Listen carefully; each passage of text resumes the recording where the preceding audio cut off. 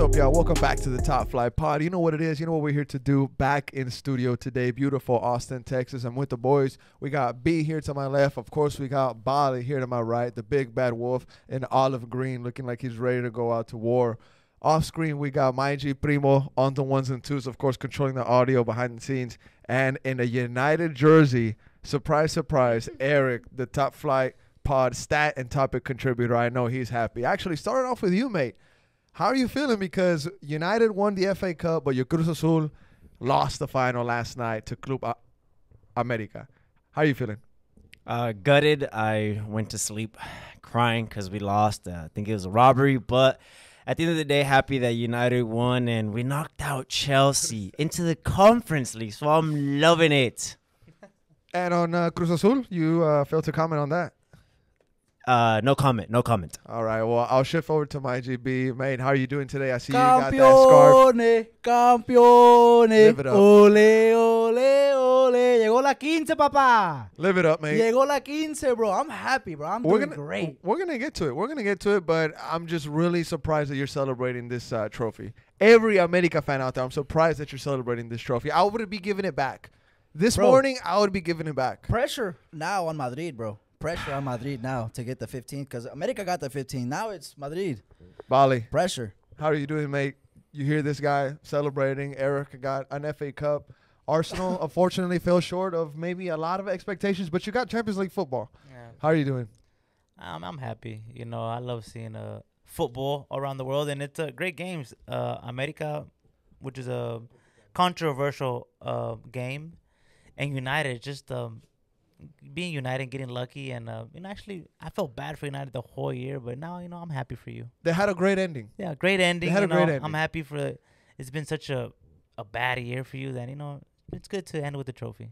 It's going to be interesting to see what's going to happen there, right? But Eric Ten Hag. Now, one guy that we have to mention before we start the pod, my G Primo with the Real Madrid kid, brother. How are you doing today, bro? Of course, you get to celebrate a league title. Champions League final game is coming up. We'll see what happens there. How are you doing today, bro? I'm doing good. I'm just worried about Real Madrid right now. Okay. We got Champions League final coming up. It's gonna be a good one, and it's a lot of exciting stuff that's been happening in football. So Tottenham. Man. Where are they at? What happened to that? I don't know. What happened to that? What happened to that? I don't want to talk about Tottenham. Okay, all right. Well, today we got a jam-packed episode. We're going to be talking about a lot of cup finals, B. Something very exciting. Top Flight Pod is very excited to do tonight's episode. We're going to be going through everything, of course, in Europe and leaving the Austin FC segment maybe a bit to the end there. So we got a lot to get through. Let's just jump right in. And, of course, shout out to everybody that's on the Patreon and on the Discord. The conversations have been crazy lately. Bro, there's been some crazy takes on there. Folks coming after me for a lot of stuff that I've been saying on there. But, hey, it is what it is. People hate. Tucker, like they say, they called me crazy. They called me crazy. I don't know, but whatever. Jumping into the episode, we're going to start off with the Liga MX final. Now, of course, it was America versus Cruz Azul. Last night, everybody saw the game. Primo has here the stats between Antuna and Quiñones. But really, what it was that decided the game, it was a Henry Martin PK goal at the 88th minute. Now, very late in the game, it was controversial. It was robbery is what people are saying. But before we get into that, I just want to get B's overall thoughts from the match last night. La Quince has arrived, like you said, mate. Llegó la 15, bro. Look, Mayon had probably a Courtois-style final, bro, in this game. I mean, he had some incredible saves. He went off. But at the end of the day, it was a penalty, bro.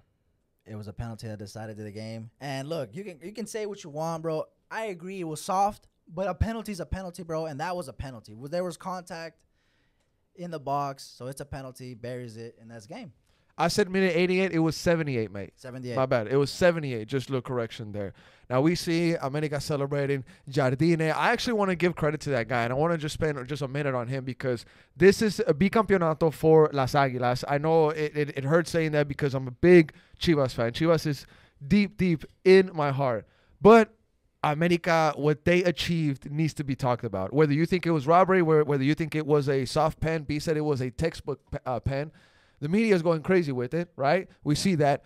But this coach, he arrived to Mexico and there was doubts. Is he going to be able to understand what Liga MX is? Is he going to be able to, pull it off? Is he even going to be able to keep them at the heights that they've always been used to? He comes in, man, he wins 2 championships back to back. I mean, what do you think of this coach from your point of view, B? I mean, he's already made history with us with this. I mean, this is a historic. I mean, a two-peat.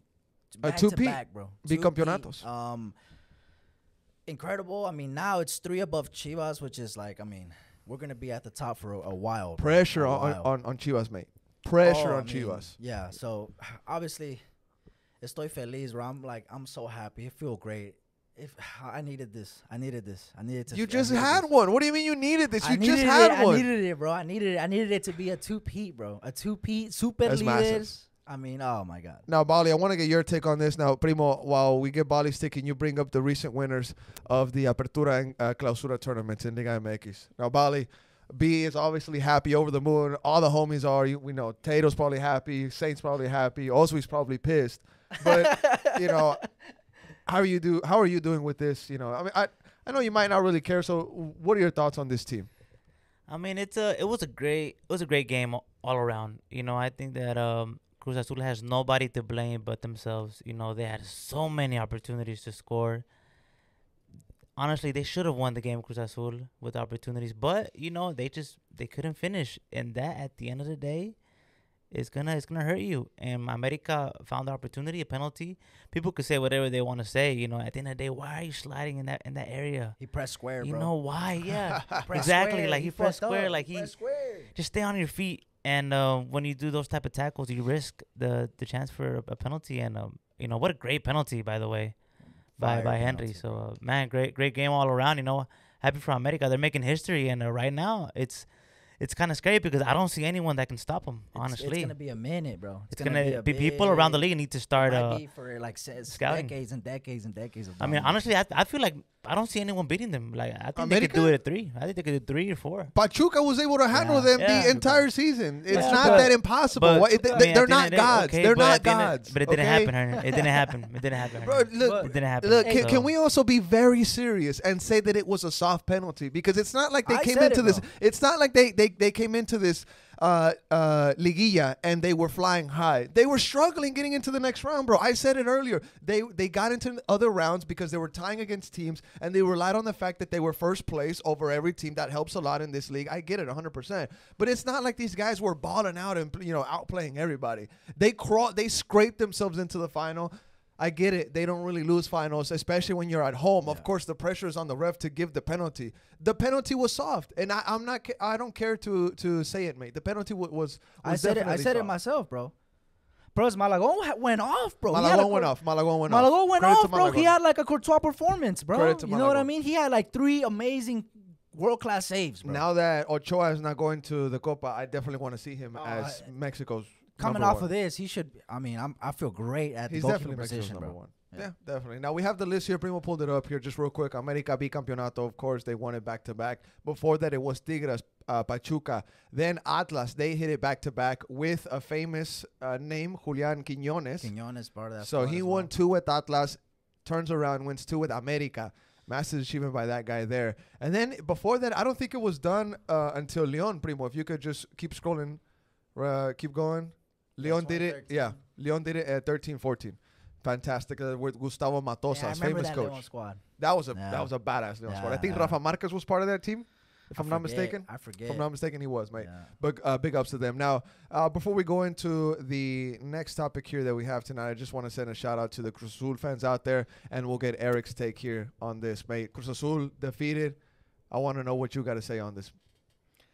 I'm just gutted. I was watching the game, and I had all the confidence that we were going to win. I knew that the goal was going to come, but Malagon, what a keeper. Performance. What a performance by Malagon. bro. Like y'all said, Courtois just style. a Courtois performance, and at the end, there he was on his far post, and they sweat the ball, and he hits it not so clean, but pretty clean, and he just comes out of nowhere and just dives and just saves it, and I'm screaming, goal, and he saved it, and I just shed into a bunch of tears. I called up H, And I I did did call you. sounded emotional on the phone, bro. You were crying, He bro. called me last night. You were He called me crying? last night. He called me. You were crying for I real? had to kind of talk him through it, Huh? and then I Good. told, bro. I literally had. I was really like this, and I was really like, hey, bro, like just calm down. You know, Calma, we had calma. to talk, and then I told him, I was like, hey, bro, I gotta go. I'm literally with the baby. You know, Hey, Mexico's in good hands for Copa America. Even though I still think Ochoa a starter. no, he's not going. He shouldn't. He's not going, bro. That guy, I think he got like discarded 100%. He's not Who? part of the squad. Who? Ochoa. Oh, I know. Oh, okay. But I still think that he should start. But No, never. in the He's World done. Cup, Ochoa has got the. Ochoa's finished. No, he's Thank not. you for everything, Ochoa. Malagón clearly showed us last Yeah. night that he's Mexico's number one Yeah. heading into this Copa, because it's definitely a Copa, and we're gonna talk about this in later pods because we got to break down each roster going into this Cup. But Malagón showed us last night that he's definitely a top player in not only in this team that has a lot of stars, bro. Because just real quick, Cendejas last night, bro. I know a lot of folks might not keep up with him because he plays in a different league that's not MLS or in Europe. But to the folks that don't really pay attention to Alex Cendejas, he was so key last night in that final, dude. And that's one of the things that I enjoyed about this game, because it was two teams that I kind of hate. But Cendejas was one of the players that stood out to me, and I was saying, yo, how is he not picked up for Copa America? But I did read that Greg Berhalter said that he is a hopeful for the Olympics, which I think is a disgrace. He should be a first name on the roster for Copa America. I don't know. That's just my take on that. I agree with you. He was balling out last night. Look at him literally winning the ball, driving into the box that ultimately won the PK that won the fucking title. Look, Excuse me, that won the title. Yeah. No, I mean, look. It's soft, but why'd you press square in the box, bro? You know what I mean? It was a You know gamble. what I'm talking about. It was a gamble. He gambled. He's like, fuck it, let me slide. I mean, what more do you want? It's It like was a written. gamble. It's a penalty. I get it. It was soft. Hey, but either All way, llegó la 15, bro. Yeah, go like 15. All right, we spent enough time on it. Now, just real quick, I do want to ask just one question, B, before we move on to the next topic. The most successful club in Liga MX with 15 league trophies now is América the Real Madrid of Mexico. They're the Real Madrid of the Western Hemisphere, bro. Oof. You know how they always get kind of dubbed that? Yeah. I don't know, bro. I'm kind of thinking about it Hey, now. look, the world is split in half, like as far as Yeah, the it's- East and it's- Western Hemisphere, of course. Yeah. America, Madrid. Oh, you got to calm down, bro. Yeah. You got to calm down. But okay. That's why it was such a disgrace that we lost to Pachuca, bro. Because we should be in the Club World Cup that is coming next year. We're not because of that. It's true. So see I'm that. still upset. I'm still hearing about that. But hey, 15 to Pachuca 15. better have a good performance in that. Columbus looking good too. Yeah, Colombia. Yeah, you're right. Hey, you're but right. like I said, pressure on Madrid, bro. I mean, hey, if they can't get America got the 15, they gotta get it now. All right, guys. Now let's move on to the FA Cup final. We got a lot of cup finals to cover on today's episode. Now, Man U versus Manchester City. What a match! I really just have to take a deep breath as we talk about this game, because it was something that the world did not expect, mate. We were talking about the odds earlier. It was 9-1. If you put money on this game, I mean, you probably have enough to buy a house in Austin, Texas, bro. I put $1 down. Maybe not $1, but as if a you joke, put as a joke, okay. And I got $10. Maybe if you put a couple hundred, a couple thousand, you might have enough to put a down payment on a house in Austin, Texas. I don't know. But this game absolutely shocked the world. Garnacho, fantastic performance from this young lad. Rashford had a bit of a good performance. His goal was called back. But Kobe Mino, he was definitely a player that a lot of people were talking about after the match. Now, Manchester United, they now have 13 FA Cups. Big ups to them. Although the commentators were saying that this was an upset big enough to rival when Wigan beat Manchester City years back, which I thought was a crazy stat to say about Manchester United, the massive club that they are. To associate them with an upset like that is crazy to me, bro. Crazy. It's crazy to me to associate them with that. That's mad disrespectful. That's mad disrespect, but it's where they're at today. It's a reality. Yeah. But another reality is the fact that they're FA Cup champs. And Eric Ten Hag, against all odds, because of what was coming out in the media, He was gone. That was leaked to The Guardian. That's very important. It was leaked to The Guardian. Nobody else kind of picked it up. But it was said that he was going to be gone. Yeah. You know, that there was pressure. He could have came out and absolutely fumbled, right? You're going against Pep, one of the best teams ever assembled in Premier League history. He shows up. His players show up. What a match. I still can't get over it. Like, what a match between City and United. But, B, I want to get your thoughts on it. I'm clearly shocked still. What did you think of the 2-1 result at Wembley? I'm shocked as well. I mean, the city that we saw, bro, Kevin De Bruyne did ghost. Completely invisible, bro. He should have been shoved off at half, but either way, this city was just like, to me, gave me the vibe of like that kind of vibe to them. Like, well, meanwhile, United, no, they were locked in, bro. Yeah. And goals to come from the youngsters, Garnacho, massive. I mean, just massive. And then the odds were crazy, bro. Like United was crazy underdogs, bro. Disrespectfully underdogs. It was like, oh my god. That's why I threw $1 in there. It's like, The fact that the commentators and big ups to the commentators, they're goats of the game. They were comparing them to the Wiggins team that upset City. Fucked up. That's messed up. But Bali, you hear B and I talking about this game. Both of us are clearly shocked. I think you might be thinking in the back of your head, or whenever you found out that this game ended 2-1, or you were probably watching it, you maybe were thinking, this is what we couldn't do. It was this simple, and we couldn't get this job done. I mean, how do you see this game from an Arsenal fan's point of view? I don't care about this game. As an Arsenal fan, I don't care about. This is an FA Cup. I don't care. I don't really care about this game. To me, I'm happy for United. It's been such a shocking, such an embarrassing season for you.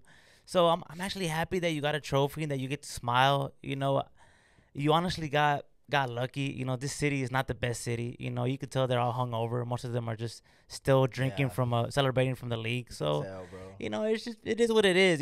Congrats to United. I mean, most of your players are going to be gone from that squad. So it is what it is. And the coach is even going to be gone from that squad. So allegedly. That's the funniest part about it. So, congrats. Good luck. Garnacho talent. I would have signed him. I wouldn't mind taking him. Mino, great player also. Take care of him. So all around, good game. Mino, Primo, if you could bring up that quote that you just had up from Paul Scholes. Scholes says, "Don't waste your time with comparison between me and Kobe Mino. He's 10 times the player. I was at 19. Damn. Paul Scholes. He said that. He said that. Look at the quote. Look at the quote, mate. It's on the screen. The kid is special. What a great talent. Also, this United winning puts Chelsea in the Conference League, bro. Yeah, which is funny. I think that's funny. And now we're in the conference. You deserve to be where you deserve to be. And honestly, before we get Eric on the mic, of course, I just want to say this. He was acting out of pocket on the Discord chat because Tucker was commenting on the game. Tucker, Chelsea fan, massive Chelsea fan. The result affected Chelsea fans as well. They had all the liberty to comment on the final result. Because this result effectively sends them to a competition way lower than where Chelsea Football Club needs to be at. Wait, who said we couldn't? Eric, you said that, bro? What do you mean? No. No, Eric was acting out of pocket to Tucker because Tucker was pretty much upset and going off on the chat. Yeah. But, I mean, I get Tucker. Every Chelsea fan out there. Too. I don't want to be in the Every Chelsea fan out there needs to be upset that Man United won the FA Cup. Well, actually, now that I think about it, bro, now that this dust has settled a little bit, I'm down. I kind of explain that to me. Explain it to me. It's just like the graphic came out of the potential pots for the groups, right? Yep. I mean, come on. You spent £1 billion, mate. I mean, come on, bro. Semi's guaranteed, or it's a bust, bro. You were telling us who the biggest final guaranteed or is a bust. Who is the biggest I think I saw Real Betis. I gotta pull up the graphic. Primo, pull up the Olympiacos. I have no idea who's in that. Bro, there's been a meme going on X. There's like a bunch of Wi-Fi passwords. I saw that. Bro. And it is true. All right, now while Primo gets that pot graphic for us here, I want to get Eric's take. Obviously, brother, come into the chat. Oh yeah, you got the Manchester jersey, bro. Just tell us, just real quick, briefly, what you think about the game. Obviously, the FA Cup is massive for you. This was a very emotional moment for you, right? Everybody knows that you're a big Man United fan, a bit of annoying Man United fan sometimes. But you're a true red. I'll say that. You're a true red. Diluted at times, good takes at times. But as soon as Man United won this cup, I instantly thought of you, bro. I instantly did. So just real quick, give us your thoughts on this match. Campeones, ole, ole, ole. We not only beat the best team in the Prem, which Arsenal couldn't, we knocked out Newcastle, we knocked down Chelsea, and we won an FA Cup. 2 chips for Eric Ten Hag, Carabao, and FA Cup. Talk to me about Eric Ten Hag, right? This is a guy that's in boiling hot water. New ownership comes in. Sir Jim Ratcliffe, he's true businessman, right? Or at least that's what he wants to portray himself to the media and to his new fans, right? He has pressure too. He has to deliver results to who? The Glazers ultimately. I was telling you that the new ownership wants to bring in a new manager that is going to be loyal to them. And you were saying that Erik ten Hag needs to stay and that that it's just rumors that the board might still keep Ten Hag. Where are you at with Eric? The other Eric. Ten Hag Eric. He needs to stay. He needs to stay with us because what you're saying is they want a yes man. They want a yes man is what you're coming at me. I'm not saying a yes man, just somebody that owes them loyalty. Usually, new ownership likes to sack as many people as they can and bring in people that are loyal to them, giving them that job. We see that a lot. They should sack the players first. Chelsea's sacking. We've got 5 managers and Enzo's had 5 managers. That's what I'm saying.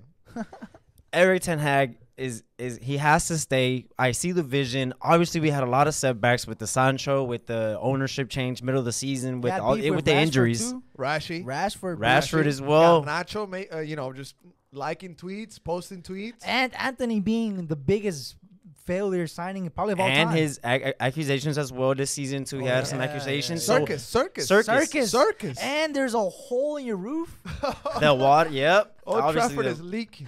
Yep. Old Trafford's falling down, bro. Waterfall. Wow. Yeah, so I think Erik ten Hag needs to stay, and we can rebuild. This is last year in his contract, but I want him to stay. Erik ten Hag in.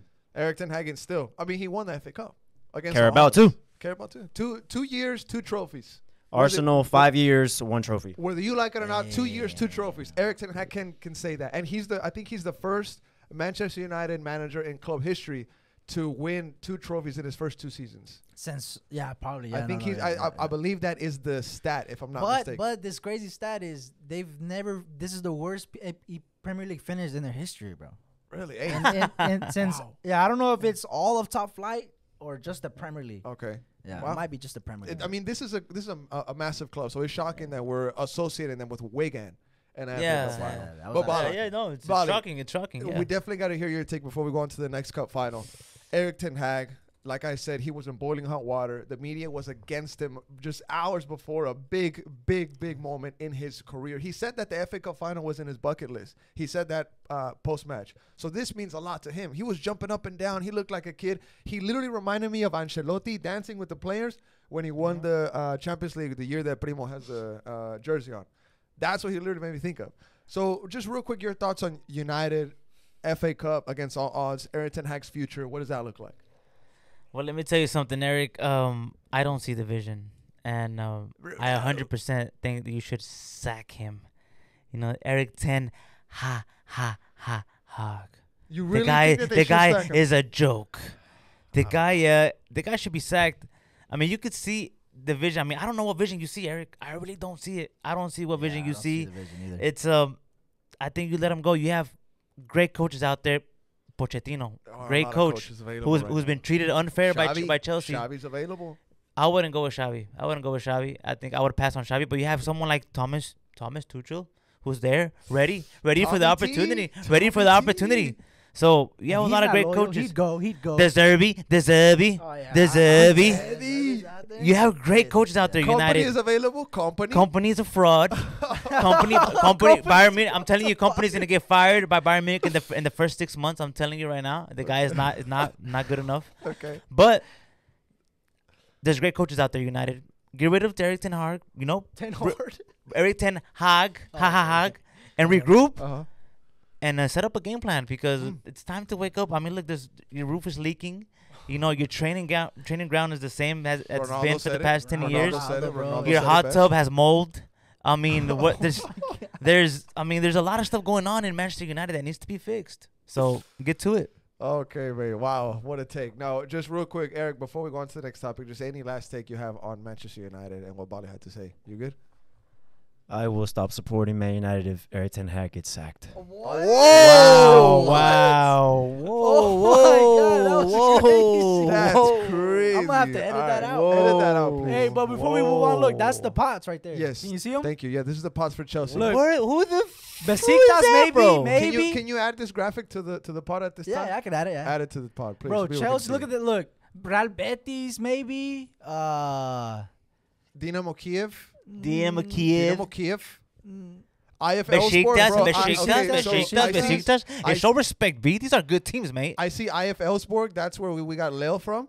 To Austin FC. That's where Leviathan came from. Bro, we're gonna fucking slap these clubs around, bro. Wow, these are some. Bro, come on, Chelsea's gonna win it, bro. Besiktas, like Bali said. Besiktas, you know. Olympiacos. Nah, bro. Chelsea. Fiorentina has some good teams every now and then. Betis. You're looking at a pond, and you're ignoring the big ass fish in the fucking pond. I'm gonna say this. One of the biggest fish ever in the small ass pond. It can't breathe. I'm gonna say. It can't breathe. I'm gonna drop an early take. If Chelsea doesn't win this, disaster. Oh yeah, 100%. Absolute disaster. At least semis guaranteed. They will win it. They'll win it. They'll win it. At least semis. Yeah, I got it. Whoever. Okay, so Chelsea does need a new manager. Whoever they're gonna bring in, and I'll get your take on this. This better be on the contract as a must make the last four, like on FIFA. You get that manager contract. It says you got to make cup final. You got to make the last four. This has to be on the to-do list for the next manager coming in. You have to win this tournament or at least make the final four. Win it. No. Win it. And then we'll be the only club in history to have all 3 European titles. Before we leave the EPL FA Cup area, just give us your take on the whole Chelsea situation right now, because they're looking for a new manager. There's reports coming out of a new guy. I forget his name. Yeah, Bali schooled me today because I've been not on there, but I think Bali's been on it, like as far as like all the managers and your take though on the Chelsea manager situation. It's hard for me to trust that we would get someone right from this new ownership, bro, because of everything that I'm hearing behind the scenes of how the club is now being ran. Like in the beginning, Todd Bowley was as the sporting director. He was the one going and negotiating and signing players and stuff. Then he wanted a guy to step in and have that role, but he wasn't available yet, so he got another guy. And then when the first guy got available, instead of putting him and firing this guy, he made them co-sporting directors. And the way Pochettino was describing having meetings with the club, he would have a meeting with Todd Bowley, then a meeting with the other sporting director, then a meeting with the third sporting director. It was just like this just super back and forth, just crazy process of like, no, bro, put one guy to make the decisions. I get it, maybe 2, but are they going to agree on everything? Fuck no. There's no way they're going to agree on everything. So yeah. I think it just goes into the club itself, but I'm hopeful that we will be good. Bali, your take on the Chelsea manager's situation? I like it. Wherever I think they're linked with Maresca, which I knew they were gonna go for him. I knew they were gonna go for him. You know, I had no idea. I had no doubt about it. You also called the manager that they got from Brighton, Harry Potter. No, Potter. I think you did call Potter. You knew they were gonna get him. Yep. You said it. Now this guy, thoughts on him? Yeah, he was coaching Leicester, and he's a great coach. You know, they were playing very attractive football in the championship. So he looks like Pep. He worked for Pep also in City. So he knows Pep. He knows his system. So I had no doubts that they were gonna go and get him. And we'll see how it goes. You know, he's gonna have a young squad with a lot of expectations, and he's gonna have a lot of money. So Leicester City boss. Yeah, so he coached Leicester City. They actually had a great season in the championship. They had a great season. They won it all, first place, and they had a great season. Okay, so this is massive. So this is a good coach. This isn't a rookie. This is a great guy. Is this Chelsea's version of Arteta in a way? Exactly. This is exactly it. A young coach trying to earn his stripes. Yep. You know what's weird too about all this is that like this doesn't resonate with me because like this is like a new. Yeah, bro, you really don't. This is the new Chelsea beat. This is the new Chelsea. Because the new Chelsea. The Chelsea that I know will be going after the. Look at his resume. We would be. Yeah. I get it, and then it's more of his age and his philosophy of football that Chelsea are looking after. Okay. So it's like a different vibe, bro. Because if Abramovich was here, bro, I don't think we would even be considering. No, I think if this was still the Abramovich era, bro, you would guys be going for Tommy Tuchel back. You guys would be going for Jose. I mean, just the biggest names you could go. Ancelotti would probably be getting offers. Let me just tell you, B, look, this guy has worked under Pep, and I'm telling you, he's a smart man. And so I wouldn't be too nervous about it. I would feel good. Now, just real quick, we do have to mention Southampton promoted to the Prem. Big ups to them. Congrats, Southampton. The most expensive game. What a the most game. expensive What a final. game. 1-0. They beat Leeds. It was a really good goal. Great finish. Sucks for Leeds, man. Sucks for Leeds. It's all Why? good. They had such a great season. They were second place. They were fighting for first the whole season. Somebody has to win. Somebody has to lose. And then they ended up slipping Ipswich ended up getting the second. Now they have to go to playoffs, and they're out. So they somebody slipped it wins, somebody loses, Slipped up. bro. You know, this is how it goes. Yeah. Excuse me. Salud, salud, Bless you, salud, bless you. salud, salud. Oh. Yeah, all right. Hey, someone's That last one was forced. someone's thinking about you. Someone's thinking about you. Josh Wolf's thinking about you. Probably so. Rodo. I don't know. Borrell. Edit that out. But big ups to Southampton, the Saints. They go marching in back to the Premier Saints League. go marching in. They honestly, they've given us a lot of great players. Van Dijk. Yeah. Van Dijk Sadio came from Mane. there. Sadio. Mane. They've given us a lot of really good players. So I'm Yeah. kind of happy to see them come back up.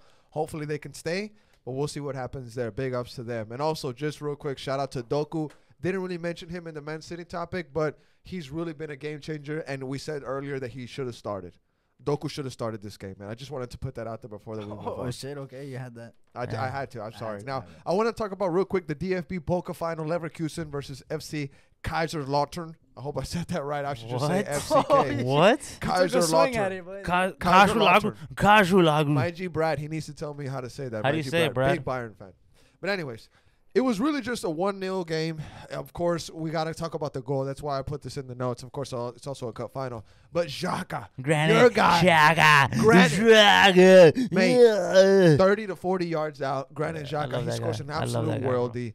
He celebrates it like a crazy man. I think he was doing like a funny celebration from the training ground that they do with the guys, whatever. But Granit Xhaka celebrating a title, undefeated season with Leverkusen. Your thoughts on this game, Bali, and also your thoughts on Granit? Very happy for Granit. You know, well deserved. You know, he was an Arsenal player. Yes, he had his downs and he had his ups. But He cussed out the fans. What do you he mean? did. He did. Yes, and yeah, he was. We were very toxic with Granit when Yeah, he was that with us. That was But toxic at the era, end bro. at That the was end toxic of his time with us, it was a great Golazo. times. Golazo. We loved him. He loved us, and I'm very, very happy now that he not only that he won the league, he was almost undefeated the whole year. Yeah. No, they did go undefeated. They lost the- but Yeah, no, in the in the Bundesliga. league, The in the league, Bundesliga. They they did did. a lost the domestic final. Yeah, but- brace. I mean, a domestic Yeah. double undefeated. Of course, Europa but League final, at the though. Europa League final, they know. They dropped kinda the went treble. ghost. They slipped cut up. out the They slipped treble, up. They bro. went ghost on But that such a great season for them. I'm very, very happy. Xabi Alonso, the future's bright for that man. I mean, 100%. after next year, you know, I mean, take a look. I mean, Bayern's gonna be in the Bayern Leverkusen is gonna be in the Champions League. You know, keep an eye out. You know, they're gonna be a 6 threat. clubs They're gonna are be a in the threat. Champions League from Bundesliga. They got that extra I love it. slot. So I'm is it happy for really them. is it really Farmers League? No. I think Bayern's it's Is it growing really little by little. I Farmers think League? Is it really is Farmers great League? right now. little by little, Bundesliga the is great leagues right are now. growing all around the league. I think Premier League is still up there. You can say that Bundesliga and Bundesliga is growing, but La Liga, everything else, it's Farmers League. Come on, bro. What? No, Eric. you got something to say on that? It's easy work.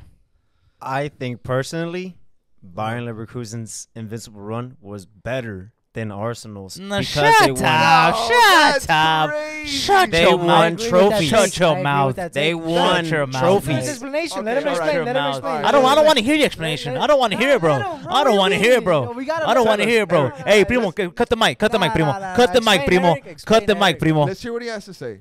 Why? Arsenal did not win any domestic cups with their invincible run. 12 draws. I understand it was 4 games less in the Bundesliga than the Premier League, but it doesn't matter. They won a domestic cup invincible, and they won a league invincible. And with a new manager in his first season there, it's historic. Look at the league difference, though, mate. Yeah, look at the league difference. The Bundesliga and Premier League full of legends at the time, brother. Yeah, that's true. Think about those two That levels. is true. Oh, Shocking That's stuff, what Eric. I'm gonna Shocking say stuff, back. Eric. That's what I'm gonna Shocking say stuff, back. Eric. Shocking stuff, Eric. You're losing me, Eric. You're losing me. I really Oh, wanna Eric, you hear- lost me, man. Oh, you lost me. You lost me. I You really lost want to me. hear what the folks have to say on Oh that yeah, the tape. fans attack him. Oh, Attack no, him. let's not. No, attack him. No. Attack him. But end of the day, big ups to this Bayern Leverkusen side. They had a historic season. Xabi Alonso, historic player, historic coach. Like you said, Bali, the future is bright for this guy. Real Madrid is going to be knocking on his door You soon. think so? The Premier League is definitely going to be knocking on his door soon. Yeah, for Liverpool might be trying to make him reconsider, right? Because they're going to need a new coach here soon. Liverpool, Klopp is out. Legend at that club as well. But we'll see what happens. At the end of the day, like you said, B and Bali, the Bundesliga did a major glow up this year. Yeah. And I think that For real. it really needed it, because in order for the Champions League, for the top fives to have legitimacy, they all have to be good. They all have to be powerhouses, you know. And it's nice to see Serie A coming up like they have recently, getting some top-tier players. La Liga had a bit of a slip when Messi and Chris left, but Mbappe is also going to be coming through now. You still have Vinicius there, Rodrigo, Jude Bellingham, most likely going to be a candidate for the #1 spot of the Ballon d'Oro. That's going to be major for that league. And the Prem is always the Prem. I'm looking at League I'm looking at them and saying, are you really a top 5? No. I'm looking at them. Are you really a top 5? Is, I would consider them above. I'm really looking at Liga and I'm thinking, are you a top 5? The Eredivisie. Yeah, I would love to see. I would love to see someone from that league to just give PSG a threat or something. Monaco maybe. Well, we are Marseille? getting Austin FC. We're gonna talk about that later. Austin FC is rumored with the guy that took a trophy from PSG when he was with that team, Bukhari. Well, we're gonna talk about him here soon. Bukhari. But alrighty, big ups to Bayer Leverkusen, German league. Definitely had a glow up, like we said. Love it. Now, real quick, I do want to touch up on another cup final, the UEFA Women's Champions League. Now, the Barca ladies, they defeated the Lyon ladies in a really interesting fashion. It kind of reminded me of a Real Madrid game. Chris winning scoring one of the last minute goals. What but do you it was mean? Barcelona. It was Barcelona. What are you talking about? That's what I'm saying. Hold on. I'm trying to say it was Barcelona colors, which was weird to me. But anyways, just real quick. Minute 63, Aitana Bonmati goal after a great build-up play with some passing move actions that led to a shot, ultimately taking a deflection off the Lyon defender and sending it over the keeper, kind of but like in a chip fashion. The keeper really couldn't do anything because she was already low to the ground. But it looks like she could have saved the first shot if it would have just gone straight into her goal. But like I said, a bit of a deflection sent the ball over her. Now, the goal that I really, want to talk about here, minute 90 plus, Alexia Putellas, she comes on off the bench. Now, Eric, you were telling us, of course, that it meant a lot more probably to her and to her, hardcore fans because she was coming back from a terrifying injury, ACL injury, if I'm not mistaken. She's somebody that's a legend to the women's game. They call her La Reina. By Nike, by the fans from Barca. But anyways, she comes on off the bench, late sub, goes into the box, cheeky little pass to her, doesn't even think about it, finish it like freaking Chris, like one of the best forwards in the men's or in the women's game, and she makes it 2-0, pretty much putting the nail in the coffin, giving the trophy to the Barca women's, really an organization, a club that is setting the standard and has set the standard for years already in the women's game. Them, the Chelsea ladies, they're just two names, and also Lyon, they have some ballers too. They're really just setting the standard. Yes, that's what I'm saying. That's crazy. Yeah, Barcelona women's are on fire. I really, they play some great football. I really need to pay more attention to the women's game, not just big, games like this, but there is some serious ballers in this game. The last the last time a club that wasn't Lyon and Barca that won the Champions League was like in 2013, bro. It's been like they've been dominating. It's been dominance. That's crazy. Dominance, bro. That's crazy. And look, I told this to Frankfurt was the last team that wasn't them. I told this to my girl. I told this to my brother. I told him this. I was like, hey, my daughter's probably gonna be 7 to 8 foot tall. Probably gonna be 7 to 8 feet. She's gonna be 7 to 8 foot. She's probably gonna be 7 to 8 foot tall. 7 to 8, like 7 to 8 around there. 7, 8. Okay. The NBA is gonna be calling me 100%. But she's going to either, and I know this is gonna be controversial. She's going to Barca Women's. Oh, what? She's either going to Barca Women's or Chelsea Women's. If Austin FC has a team by them, we might show them some bias because she's from Austin. Or the Chivas Women's. The Chivas Women's.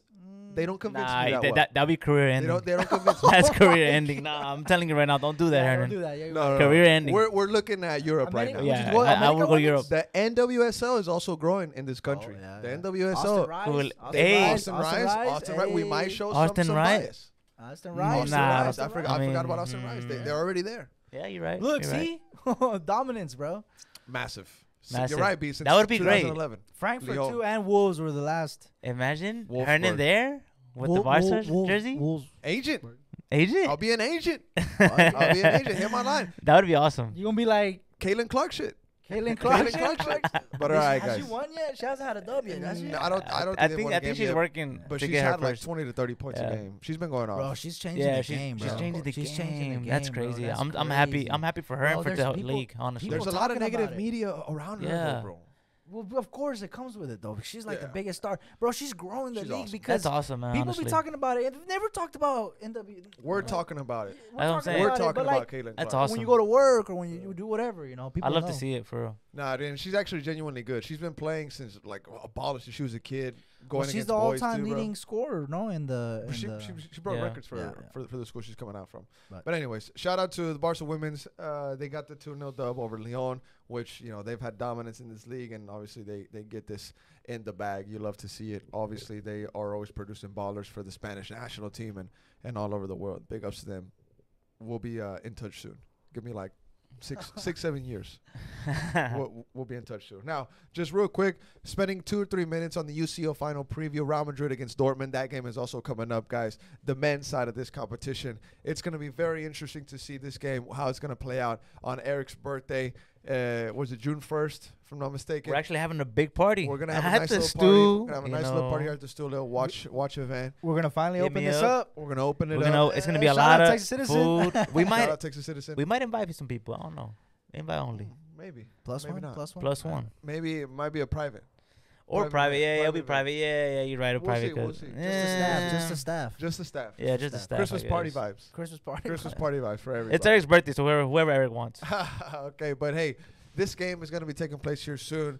A lot of hype is going into this. Before, the narrative was, hey, this is Royce going away. We want him to win, blah, blah, blah.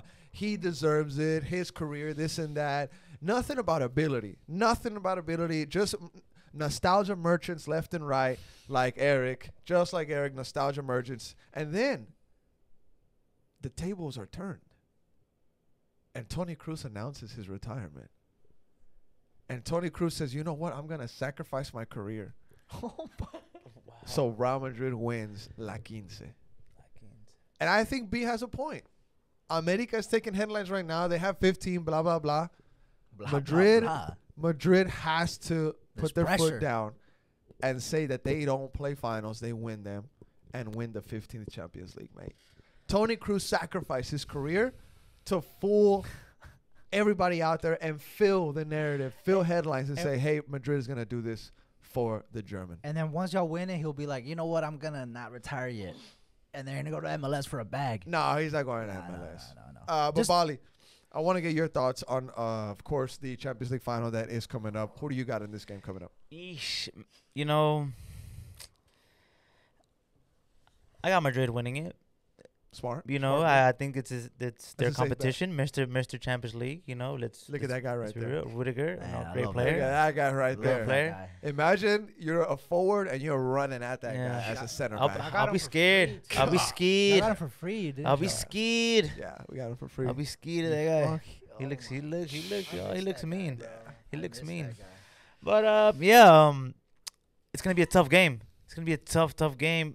But I see Madrid winning it. And what's at Wembley? You know, Jude's home. You know, England. You know, he's gonna be there happy. His family's gonna be there.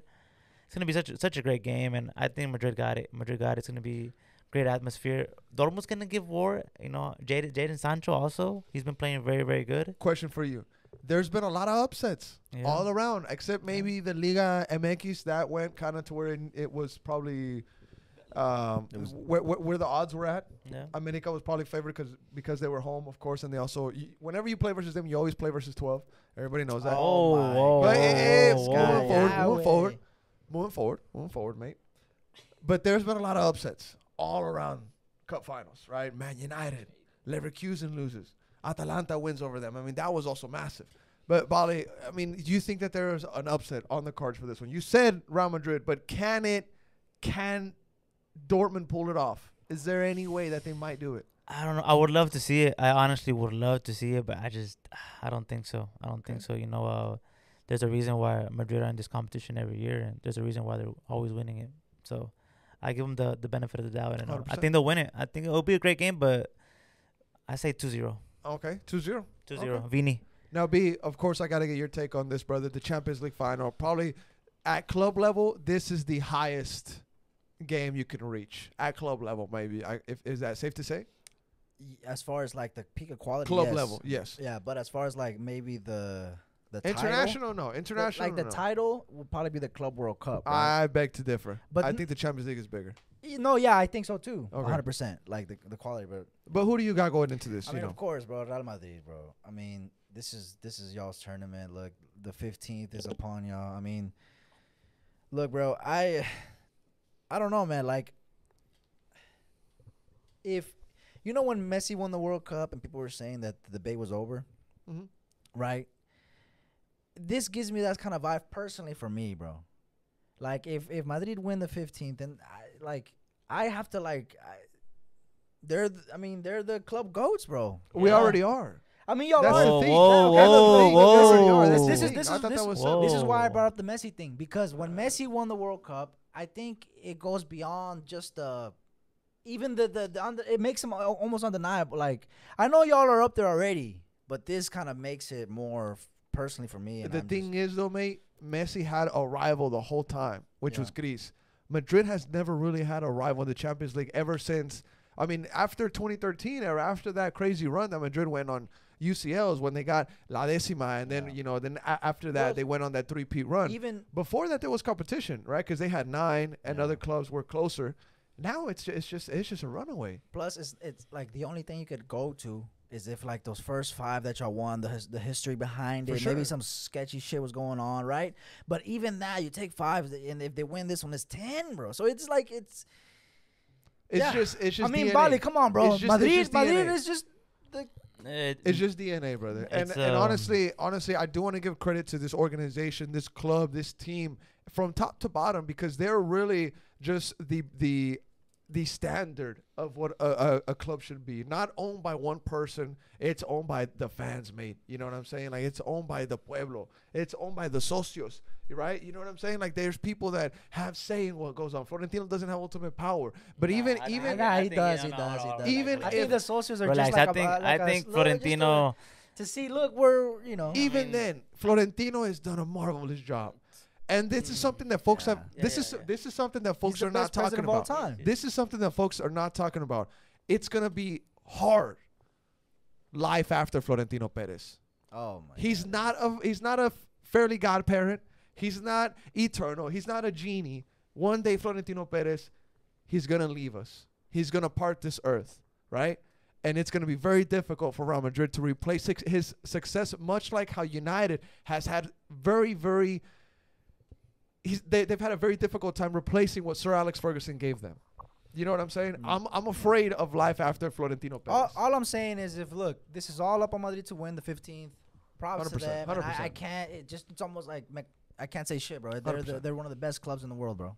Well, Primo, that stat right there. Probably the biggest. Marco Reus, can you pull that up? 170 goals, 131 assists, 428 matches. Dortmund legend Marco Reus. He's gone after this game. He's probably going to MLS. Bro, the thing about it is the narrative between Marco Reus is like, now that Toni Kroos has come out and said that he's leaving, it kind of overshadowed that. It kind of killed it. Oh, 100%. It like killed it, but like it would be amazing if he could be like, because you know how his career it's been like, it's low key kind of sad, bro. If you look at it, yes, kind of it's in a way, low-key. because he chose to stay. All his friends went to Bayern. The injuries. They all took the deals. They all took the deals. He stayed, and now he's finally gonna leave, and he's in the Champions League final, bro. What a way if they could manage to find a way to through. But guess what, bro? They're playing Real Madrid, bro. It's insane. Now, Madrid, if they complete this, 15 Champions Leagues will be massive for the club. Massive. I think it's gonna balance out the trophy room. That's what Osiel was telling us when he went to go see it. Imagine going to the stadium. Oh my God! He said that the trophies were unbalanced, and this will balance out the trophy room. ¿Verdad, primo? 14 on one side. 7 on one side, 7 on the other side, and then this one in the middle. What a statement! Hopefully this one will balance out the trophy. That's crazy. It's crazy to say. But anyways, guys, hopefully Madrid takes the dub. I got them winning the game 2-3-0. It's gonna be a masterclass. Like I said, bro, America and Madrid. Oh, don't even do that. We split the world in half, bro. All right, now guys, we've reached our Austin FC segment. It's time to talk about the Verde and Black. We left it to the end today because of everything that was going on in Europe. It's kind of like a goodbye to everything right now in European football. It's not over yet, though. It's not over yet, but the MLS and international football is going to be dominating the next couple of months. Yeah. We'll say that.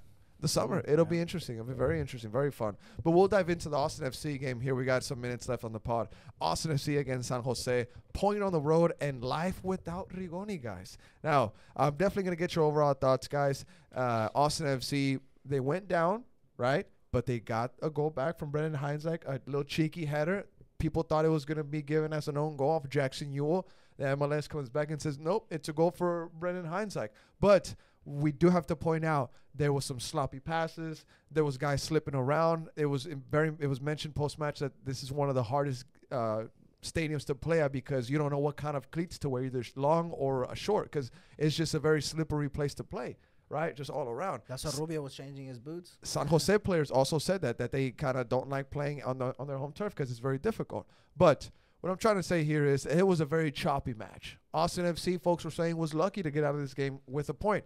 And just real quick, a stat that we knew about. We posted it on We're Austin TV on Twitter and on Instagram. Give us a follow there to keep up with Austin FC news.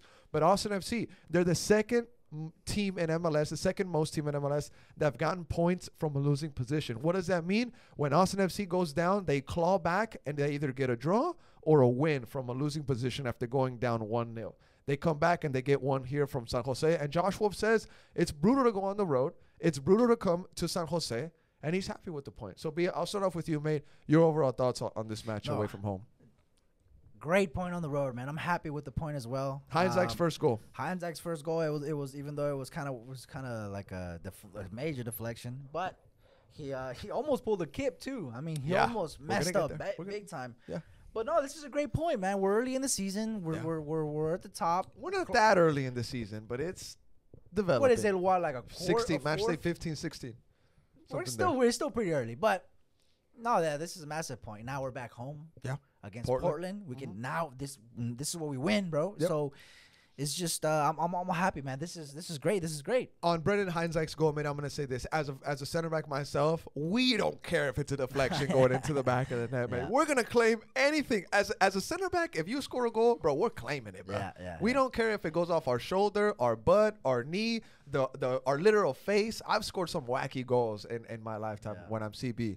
And it's funny that we're talking about his goal. Brendan Heinzek post-match, he says that it was a play where he wasn't even supposed to be going up, but the guy said, hey, it's one of the last plays of the half, just go up. And I've been in that situation so many times where it's like, hey, it's one of the last plays of the half, or it's one of the first corner kicks, you go up. I'm like, all right, bet. And Brendan Heinzek, he says that he saw a gap and he executed. But Bali, your thoughts on this Austin FC versus San Jose match? It was ugly. It was an ugly draw. San Jose had so many opportunities. So many. I mean, if I'm a San Jose fan today, I'm very, very upset, especially at my forwards, my attackers, because they could not finish their dinner. But we'll take it. We'll take it. We struggled at the end. We were fighting for our lives. Yeah. They kept knocking on the door. And again, Stuver, I can't say it enough. Praise Stuver coming up big for us again, another game. It's just ugly draw, but we'll take it. Like Josh said, it's ugly to come out here in San Jose. Long flight, Yeah, but that's true. It is what it is. We'll take the draw, and now we're back home with our family, with our fan base, and we're ready. No, honestly, bro, bit by bit, I feel like folks are understanding how much the travel in MLS affects these players, bro. Yeah. Honestly, going from, I think Inter Miami recorded the longest ever distance traveled by an MLS team for a domestic match. They went from Miami to, I forgot where it was, but I think Vancouver. Primo, if you could, to Vancouver. Yeah, Vancouver. Yeah, Primo, if you could bring up that stat, Inter Miami set the record for the longest distance travel of an MLS game. They went from Miami to Vancouver for a league match. Bro, it's Messi.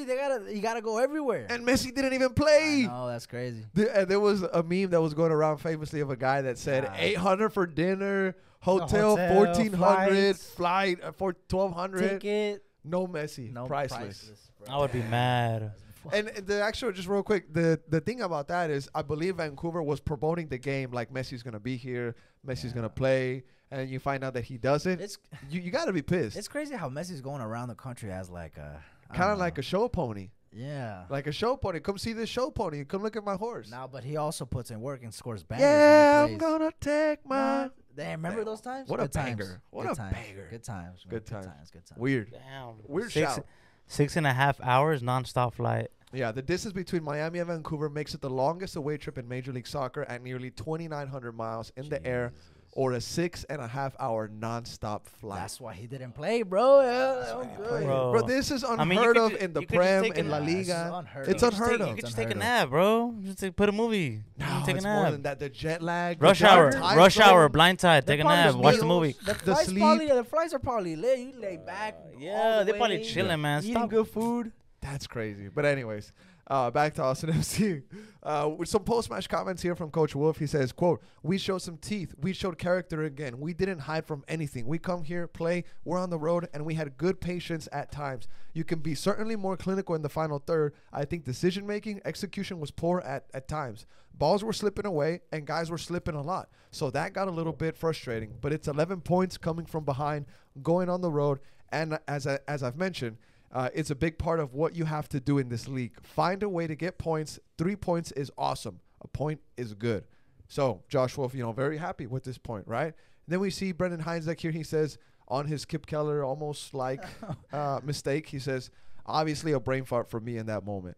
But yeah, I've been doing this long enough to know that I'm not going to shy away from the game or from the ball. Thankfully, nothing happened from it. And yeah, we carried on in terms of the goal. Obviously happy I can help contribute in some way. I think the standpoint of the game overall, we kind of knew it was going to be like that against San Jose. I think at times they discombobulated us a little bit more than we would have liked." And he also says on his goal, "Actually, in that play, I wasn't supposed to be in the box, but it was late in the first half, so they said, you know what? Let's get you in and see what happens. The ball found me, and I was able to deflect it off the guy." So he knows that it went off the other guy. He's not claiming it 100%. So shout out to Brendan Heinzek. Also, he gets a shout for the MLS Team of the Match Week. So B, your overall thoughts on what Wolf had to say, and obviously Brendan Heinzek getting a massive shout from the league. Yeah, this is great for him. He's been going off for us this season. This is just adds on top of the great things he's done for us this season. We're just have the highlights on the screen, and it's just like San Jose could have. I mean, we got away with it. We got away with it. We got away with one. We got away with one. We got away with one. We really did. But no, I mean, look. And that's the thing that I'm a little confused on. There was some fans that were on social media and on the space last night that were very upset on how we played. And I get it. I get it that you're frustrated that we're not creating enough things on the road or whatever. But you got to know that we were light with Emmy. Yeah. We just lost Emmy. We're even lighter now. So we're kind of just scraping for just results to save our life. This is great, bro. To get a point on the road at San Jose, a shitty place to go play at, and now come back midweek at home. You can make it a 4-point play. Yeah. It's a dub. Plus, there's like a difference between clubs that can get these sort of results, bro. Like they're not good. Yep. But they be getting results like this, separates them from the clubs that are just like we were. Thank you for mentioning that, B. That's one of the thoughts that I had when I saw a graphic drop by MLS that showed the teams that are clawing back and getting results from a losing position. Like you said, second most in the MLS. Exactly. The first is Inter Miami. Yeah. The second was Austin FC. And I forget who third, fourth, and fifth is, but you see Raw Salt Lake, LAFC, and Minnesota in there. Those are all clubs that are at the top, B. Yeah. The standing, those are all teams that are top right now, which shows you that Austin FC has top team characteristics right now this season. And on top of that, we started the season off with an extremely light squad. We just lost Rigoni. We still have a light squad. We still have a light squad. Rigoni is out. Yep. So we're doing all this. Meanwhile, keep a look at how I mean, we're going to get backups, but. Let's get it. Let's get it, bro. Let's get it, bro. Now, minute 9, Bali, I got to bring you in on this topic. Minute 9, San Jose goal. I got to bring you in because we know it's your G, Hector Jimenez. Veteran, champion, 3-time. Check the rings. 1, 2, 3. They're on his fingers. He should take a picture like Jordan with his rings right there, right, in his face. But he slept on this one. Now, I do want to give credit to Ibobasi because Ibobasi sets the pick. He tells his teammate to kind of just take Hector for a little bit of a spin. Hector takes the bait. He goes for the screen, leaving Ibobasi free at the back post. He makes no mistake. And I mentioned it on Twitter. I was like, hey, back post defense was MIA. And Hector, when he sees the ball goes into the back of the net, he deflates and he folds. And he knows. You could see it in his body language.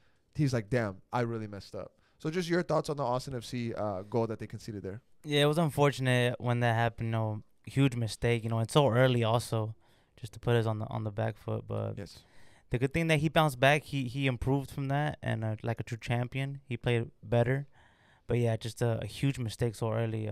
But he'll learn from it. You know, Hector's a true professional, and I know that. He's a vet. And he'll learn from his mistakes. I know that for a fact. And the good thing that he bounced back, and we looked better. He looked better from that mistake. Now, folks were saying, why not put a natural right back or a natural defender for Hector when he was ultimately subbed off? We see Owen Wolf slotted back there, right? I mean, what's your take on that? Because that was a topic that really just kind of took off last night. Tony, the Tiger, shout out to my G Tony. He was really going at it with bunch of folks, you know. Folks were saying, hey, who do you want to put there? We didn't have anybody else. John Gallagher. Exactly, bro. John Gallagher was hurt, right? So your thoughts on that? Yeah, injuries are affecting us, and like you can see, you know, Wolf can play anywhere. You know, we've seen him play as defense, as a winger, you know, so as a midfielder. So he's been there. He's been all over the field and all over our position. So I mean, okay, but would you have put Owen Wolf there? Or would you have betted on Vicenen or Matt Hedges, or you could even told Cascante to slide into that side and put in one of the new center backs in the middle? I think that was the right choice. You know, Wolf has a bit of pace. He gets a lot of criticism. Owen Wolf gets a lot of hate. Well, I mean, he gets a lot of criticism because he's also Josh Wolf's son. 100%. So it comes with it, you know. That's what I preach, But bro. I have no problem with Wolf. I mean, Owen Wolf is a great player. I mean, you've seen him. The kid is talented, and he's a great backup. Austin FC Communications put out today in the morning, they said that Owen Wolf is the only teenager in the league. He's what, 19 years old? Primo, if you could pull up Owen Wolf's age. I think he's 19 if Primo's going to pull up his age. But Austin FC Communications, I don't think they would tweet it if it was wrong. They said that Owen Wolf is the only teenager in the league to have 3 assists right now. So he's leading the league for the teenagers. 19 years old. He's 19. Bro, he's just great. a kid. Like just a kid. Getting hate just because his dad's the coach. And look, I mean, that's a whole different discussion. The thing is, though, people are coming after him because he gets a lot of opportunities when he doesn't really deserve them, is what they're saying. But he's doing great with his opportunities, bro. He's doing good for his opportunities. 3 assists this season. I mean, he's doing something. If he was out there not doing anything, I would get it. That's it right there. Primo pulled it up. But bro, Wolf did what he had. I need to stop saying bro so much. But Gallagher injured. Beto was questionable as well. He played. The next option is Hector. The next obvious option. Hector. Yep. If he can't do it, then it would be Owen Wolf, bro. Like he's been used in that position before. Yep. So I think Wolf did great, bro. I mean, you know, you could also go into a back five, right? And on top of pack that line. On top of everything, we got a point on the road. I mean, I mean, Wolf has said that before. His goal is to get a point on the road and average 2 at home. That's what Wolf says is his recipe for playoffs. So getting the dub midweek is going to make the point on the road look even more better, glorious. Bro, and even if you don't win a midweek, which is probably not ideal, you can still say, hey, I got a point, and it's not the end of the world. Other games are coming up, which is true. But at home, you should be winning the games. No excuse. It depends on Gallagher, how he's doing, if he can come back. Yeah, because Portland, they're not an off team. I see a dub, though. If we can bring that atmosphere, we can get a dub. Oh, the atmosphere's there. Now, Austin FC Communications, they said Austin FC's goal versus San Jose was the team's 5th from a set piece this season. Shout out to the coach that they hired, right? The coach that they brought up from Emcito, if I'm not mistaken. They brought him up. The set piece coach. Primo, if you could search that up real quick. Austin FC's new set piece coach that they brought up from Austin Emcito. I believe that's how it went. But anyways, 5 set piece goals for Austin FC this season. They're doing pretty good. And Owen Wolf, teenager, with 3 assists this season. Big ups to them. Now, after that, we talked about Heinz's goal. Nice little cheeky header. He thought it was going to be an own goal. Fans thought it was going to be an own goal. The team thought it was going to be an own goal. They made 2 different tweets out there. They cleared it up. But, hey, it is what it is. At the end of the day, Austin FC got very lucky. Hernan Lopez didn't take advantage of his chances.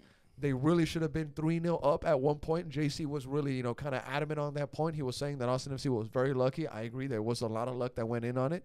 And that's why the point is all that more important. Because there was one situation in the 88th or 90th minute, Bali. You were kind of hinting at this earlier, where they not only hit the post. Then they hit the crossbar. Espinosa hits the post. Lopez hits the crossbar at point blank range, mate. Yeah. I mean, the game was right there. So, was it luck? Was it a hard-fought point? I think that's what the big debate is going to be. It was a little bit of everything. It was everything, bro. It was everything. Hey, but we got a point. Yeah. And we That's can what get matters. 3 at home. Exactly. That's what matters. Bro. Plus We're 1. Good. On top of everything that we explained with the DP, with our injured fullback, I mean, we're still getting a point. We're still winning at home. So let's keep it going. Now, just real quick, some questions that I had or some takeaways from, obviously, the lineup and from this match. Obviously, Owen Wolf is going to be at the wing now. That's where he started this game. We're going to see a lot of him at the wing. Probably him and CJ Fadri are going to be going in and out until we get a new replacement. And, Bidu is back. That was very big for us. He's been the first choice now, I think, over Kolmanic, who I wish could play right back, but he's a very straight left player. And then apparently Brendan Heinzek was playing with the toe injury. Apparently. Oh, wow. That's what I was told. And so my question was, the Julio Cascante and Brendan Heinzek partnership is worth betting on Bison and Hedges right now. So I'm wondering where their level is at right now. Bison is still trying to come back. He's still trying to come back, but where is Hedges then?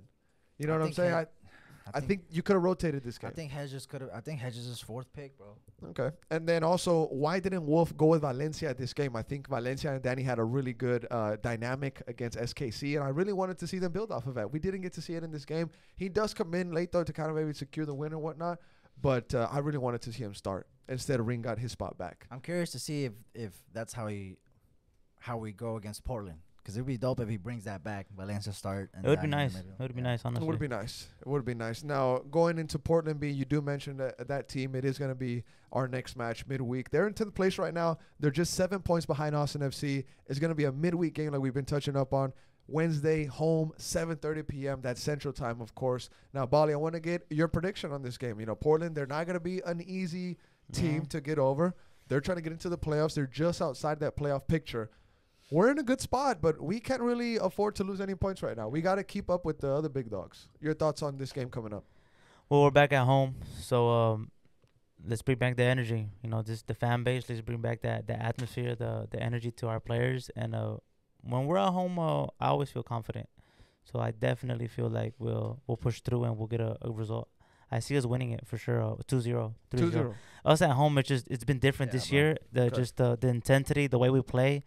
All around, it's just a different team when we're at home, and I see us winning the game. Well, we have heard Josh Wolf, Coach Wolf, and the players say that they really want to make Q2 a fortress. Yeah. They want to bring that atmosphere because they know the fans bring it, so they want to bring the atmosphere, the energy on the field to really scare teams when they got to come to Austin. He wants to harness it, brother. Yeah. And it's really no secret or no strange thing as to why a lot of different creators or different podcasters hit us up and say, hey, we're gonna go to Austin because Q2 Stadium is kind of rocking and we want to see what it's about. And on top of that, the MLS All-Star was announced. Yeah. MLS All-Star game, so people are all over the league are having eyeballs at Austin, Texas. And, the opponent is yet to be announced, but there's been rumors. I know who. We know who. I know who. I know who. People know what the rumors are. But anyways, I think it's going to be a very interesting game. We're obviously a light squad.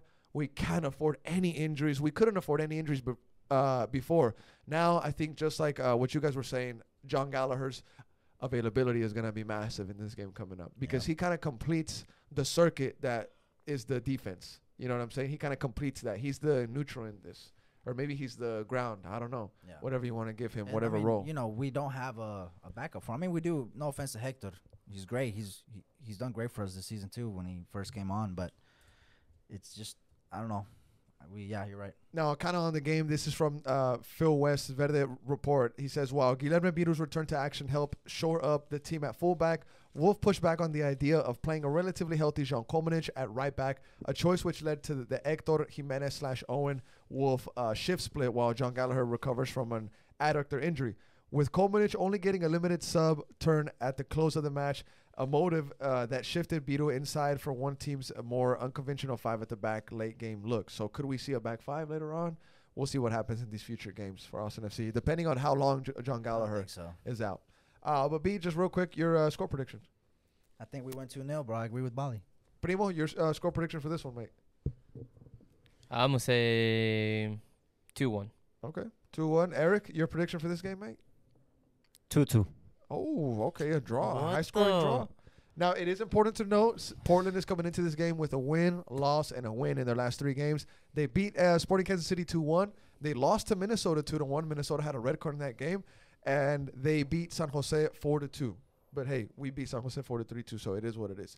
But, all right, we'll see what happens against Portland. I have us winning this game as well. Now, gentlemen, before we get out of the studio today, on Memorial Day, of course, shout out to everybody that served the country. I just want to put that out there. Yes. We put Thank a post you for out. your service. Thank you for the service. We got to talk about the Rodolfo Borrell conference. We got a couple minutes left on the pod, mate. Rodolfo Borrell, he came out, spoke to the media, addressed everything going on right now with Austin FC, except He chose to not comment on Osman Bukhari. He said he didn't want to comment on a player that doesn't belong to the club. He really was just focused on the Emi Rigoni contract buyout. And we haven't really talked about what he said, and we wanted to do it today on the pod. Now, he explained in detail what happened with Rigoni. He even went as far to telling Eric Goodman, because he's the one that asked the question, that he had 2 options for Rigoni's agent. They didn't pick any. He said that they were good options financially and level of the sport, right? So big ups to Rodolfo Borrell, I guess, for trying to help Rigoni out. He also said that the club tried to do everything in their power to help Rigoni out.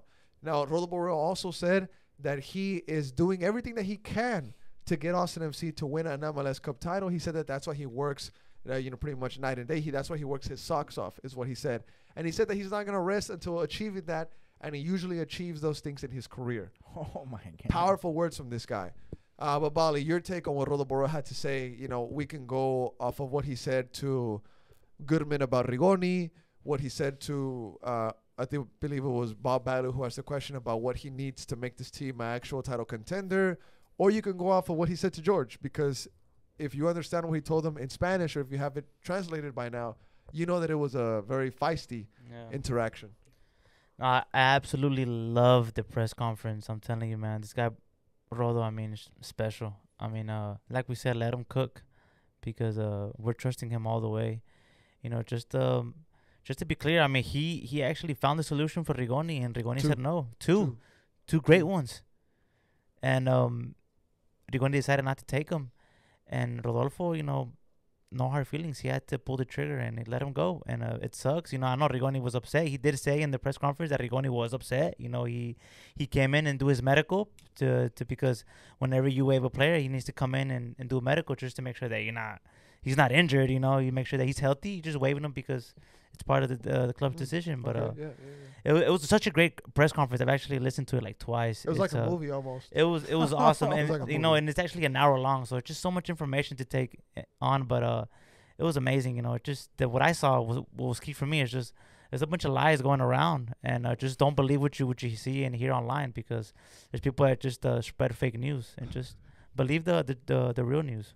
My G, Bali. Now, the quote that he's talking about here, Bali, you say, at the end of last season, I'm calling the agent of Rigoni, and I'm saying we need to find a solution because I don't see it. He didn't find a solution. I found a solution. 2 solutions, extremely good solutions. For whatever reason, the demands were at a high level that it couldn't happen. For an exit at the right time, we did everything from our end. B, Rodolfo Borrell was as direct as he could be in this press conference. He comes after some journalist from Austin FC. He really just explains everything in detail with what happened. Your thoughts on this press conference? Dude, I love his press conferences, man. I love them. He did the one with Diego. Remember when Diego went away? I love that one too. So this guy, every time he's in front of the camera like this, he just shows you that he's that guy, bro. He's that guy. He's serious. This is it's almost low key like he's flexing in a way. Like this is almost like I get a vibe from him that almost makes it seem like he's telling me in a way like this is easy work. Like this is simple. Everything's simple. Like so. He just had a rough start. He just had a rough start. But look, that clause in that contract is insane. I know we talked about it. Of course it is. Of course it is. With Zach last pod, but I believe this guy, bro. 100%. I believe every word that it comes out. I just believe him, bro. He kind of tells George, he's like, everything I say, I could back it up. Yeah. He says that. He says, everything I say, I could prove. Yeah, so because supposedly he said he made a decision Sunday, and then a few people knew, and then he asked his agent, do you want me to tell Rigoni? Or do you want us to tell Rigoni? Or you're going to tell Rigoni? And the agent said, I'll tell Rigoni. But going back, he also said that they had conversations in December of last year. Yeah. Late last season, or when the season ended is what he said. I would be interested to think, where's Rigoni's head on this? because, obviously he knows that he did absolutely nothing. It's not like he doesn't. It's not like he's oblivious to that. Facts. He knows he has not given this city, this club, anything. 100%. So I wonder where his mind is. Like, I wonder if he wanted to trigger that clause, because if he did, that's messed up, dude. That's messed up, because he's just searching for a bag. Well, we don't know. But we don't know. That's the thing. Or maybe he thought that this was the right time to just be like, look, if they're gonna let me go, I think it's time that I just move on. Well, we also got to point out that Rodo says there was 2 options on the table. They didn't pick any, and he says that they were completely in their right to just see the contract out. Yeah. It was a guaranteed contract, so you had to buy it out, right? Yeah. But they were hoping that the buyout wasn't coming, right? Emmy wanted that clause to hit so he can get, reactivated for 2025 as a DP player. Of course, why wouldn't you want that? You're going to make millions. So to me, the language that was put out, it seems to me as if Emmy Rigoni and his agent just wanted to milk out that guaranteed contract with Austin FC. If and I lean towards that as well. And if that's true, man, I mean, bro, get it. I mean, I'm glad this is gonna be past us, bro. Oh, Alex, I'm glad that this is gonna be past us, bro, because this contract, the way that when it was first cooked, there was a bomb there, bro. And there's a little something, a surprise in there. And it's Rodo was like this in the movie, and he had some clippers. And he had to deactivate some dikes. He had to deactivate the bomb. That was Emmy's contract. And he went in, and he was like, which wire? Which wire? And he clipped one wire, and he saved the city. The time stopped. He saved the city. Shout out Rodo. Yeah, shout out Rodo. At the end of the day. Bali, anything else you want to say on this conference, bro? It gave us so much. Like you said, he called out George. We could say that. He pretty much called him out saying that, hey, you live off of credibility, and you're pretty much lying to everybody on his tweet that he put out. He kind of doubled down, and George said, "Hey, just watch. On Monday, I'm gonna prove to you that I was being serious." But he shut him down so live with it though. Yeah, man. It's because the guy is class. I mean, Rodo. I mean, I believe Rodo 100%. You know, that I believe him 100%. And to what B has to say, where's Rigoni's head? Where's his mind at? Who cares where his head or where his mind at? You know, who cares? You know, walk. You know, you're here getting paid to do nothing. So, hey, I'm glad that you're gone, and I have no hard feelings towards you. You know, he's a great player. Like Rodo said, he's a great guy. He came on, he trained well. He's a nice guy. The locker room loves him. The players love him. No hard feelings, man. But you come here, you don't perform, and you have to leave now. You know, you basically just came here for a payday and disrespected the fan base. And so you walk. So what we're like a third of the season in, maybe. Or like what? I'd say a little bit around there, maybe a little more. So when you buy him out, that means he got paid out for the rest of his year. Yeah. He's blessed. So that's why he literally got his almost a big chunk of the season in one jalón así, boom. I don't tell you, and that's what I'm saying on the space. When we're on the space with Hernan, fans were feeling, oh, I feel bad. Oh, Rigoni. Such a football critic, such a professional. Oh my God, such a great. Come on, man. Come on. Bye. Don't let the door hit you on your way out, okay, Rigoni? Thank you. Sheesh, my G Bali. I think he has a point. There was an outrageous amount of pressure in this MLS on him. In MLS on Rigoni because he's a DP player. And it is what it is. Alex was saying that he was, he was very thankful. Kind of. Well, he wasn't thankful. He was just saying. He met him. He got starstruck. Yeah, he met him. They had a vibe. He got him to smile. He likes him. He likes him. Respect. They did have something there, though. Whoa. I didn't say that. No, not like that. Come on. They had a connection. They had a little bit of a connection. We saw that big old smile. But just real quick before we kind of get out of here, Eric, I do want to ask you, man, just your overall thoughts on Austin FC right now with everything going on. Do you have any thoughts? You're good, Primo. You want to share any thoughts? Eric's just upset. I don't know why he's upset. He's just why you upset, bro? He doesn't know what to be. He's happy for the United Cup, but he's upset because Azul lost. So he's like, That's he's true. all over the place. He's all over the place. I think we're heading in the right direction with all the decisions that are being made. I think. Rodo's following up with his promises and everything that he said. He's backing it up. So I think we're in the right direction, and hopefully we get that big signing in a couple months. Now, just last but not least, Austin Mack, he says, could you see Rodo bringing on Pep next summer? Let Josh finish his career, his contract, give Pep time to evaluate the team coming 2026 season ready to win. Pep and that would be amazing. That would be amazing. I don't think so, but that's a troll, obviously. No, I mean, no. I mean, look, serious. No, look. Let's be real. I mean, Pep is leaving. There's a connection. Why wouldn't he want to come take over the world in the U.S.? Bro, you think he took over the world in Europe? You think he's done then? You think come take over the world in the Estados Unidos? Look, I'm gonna just say this: I can't consider a manager the GOAT of GOATs if he doesn't win a chip in MLS. Oh my God! It's difficult to work in MLS, bro. There's regulations. Now you're trolling. Now you're reaching. Now you're reaching, Hernan. Hernan the reacher again. No. You're reaching, Hernan. Pep would go to an international job before he goes to MLS. No, that would be amazing. I'm saying it would be a dream. I mean, you wouldn't want Pep here? All I'm saying what are we talking about, bro? What are we talking about? All I'm saying is this. You can win it in the Champions League with an unlimited amount of money with 150-something charges against you, allegedly. But can you do it by the book in MLS? Can you? I want to know. I don't know. Yeah, I can't consider you the GOAT if you don't do it by the book in MLS. That's like a manager's rainy night in Stoke. And that's just my take, mate. That's just my take.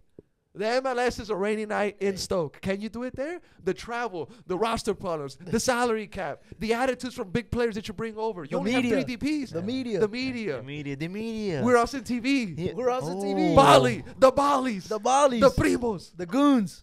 Dang. Come on, You're bro. right. You're right. bros, You're right. the You're bros. right. It's You're right. different, You're right. mate. You're right. We're toxic. All right. We're toxic, man. We're toxic. We're toxic. But okay, we're going to get out of here. We went a little bit overboard on this episode, mate, but we had a lot of cup finals to talk about. We'll be back with more, of course, more MLS, more Austin FC. Copa America's coming up. We'll review these roster drops. Spain dropped their roster for the Euros. We're going to talk about that later on. But, guys, before we get out of here, B, any last words? Campeone, campeone, I forgot for a bit. ole, ole, ole, I forgot. campeone. You're honestly never going to let me live that one out. Bali, any last words as we get out of here tonight? Stay blessed. I'm excited for next week, honestly. I'm excited for the Champions League. Let's get it. Be ready. Let's I'm get it. excited for Eric's birthday, too. My Eric's G. Don't birthday. cry. Why you crying, bro? Damn, big 30. Big 30. Bro. Big 30. 30 for Big Eric. 30. Big Damn, be 30. happy, bro. 30 years United old. won. 30. 30 years old. 25? What? 25? You act like you're pretty 5, young. dude. Oh, my God. Yeah. Oh, Coming after my. you there. No, but honestly, in all Ouch. seriousness, Ouch. happy early Ouch. birthday, Eric. Happy early birthday. Ouch. FA Cup. Happy early FA birthday. Cup. FA Cup, Eric. Be happy. Kiss the badge. Kiss the badge. The Austin FC badge. Thank you. Thank you for that. Now, shout out to my J Primo for being on the ones and twos. We'll get out of here. Have a good night, everybody, and we'll see you soon.